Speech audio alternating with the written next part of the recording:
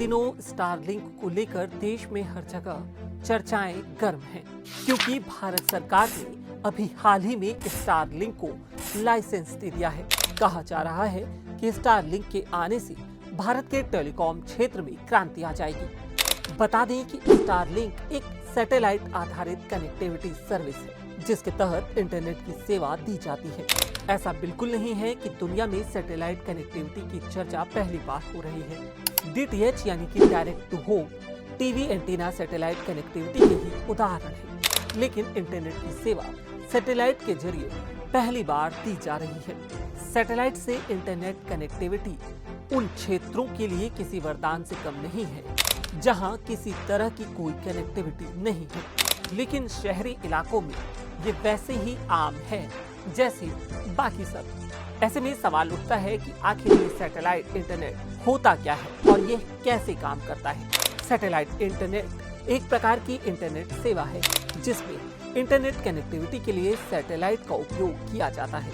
यह उन क्षेत्रों में इंटरनेट सेवाएं प्रदान करने में मदद करता है जहां पर पारंपरिक ब्रॉडबैंड या मोबाइल नेटवर्क सेवाएं उपलब्ध नहीं होती, जैसे दूरस्थ गांव, पहाड़ी इलाके या समुद्री क्षेत्र। सैटेलाइट इंटरनेट में एक सैटेलाइट डिश और मॉडेम की आवश्यकता होती है, जहां यूजर्स कोई इंटरनेट रिक्वेस्ट करते हैं, जैसे किसी वेबसाइट को खोलना, तो यह रिक्वेस्ट पहले सैटेलाइट डिश से एक सैटेलाइट तक भेजा जाता है। सैटेलाइट यूजर्स की रिक्वेस्ट को धरती पर स्थित नेटवर्क ऑपरेशन सेंटर पर भेजता है। यह सेंटर इंटरनेट से जुड़ा होता है।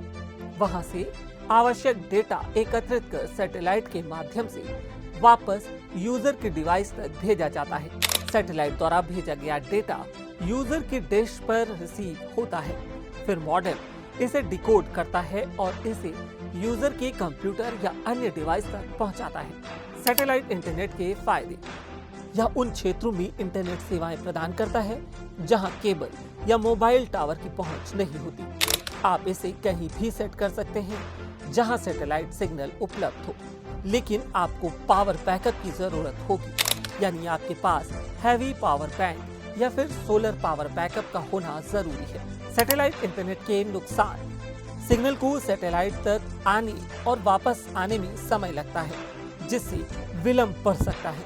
खराब मौसम जैसे बारिश या बर्फबारी सिग्नल की गुणवत्ता को प्रभावित कर सकते हैं। यह ठीक वैसे ही होगा जैसे जब बारिश होने या मौसम खराब होने की स्थिति में आपका DTH बंद हो जाता है। इस वीडियो में इतना ही। देश और दुनिया की बाकी तमाम खबरों के लिए देखते रहिए, पढ़ते रहिए lelurang.com। शुक्रिया।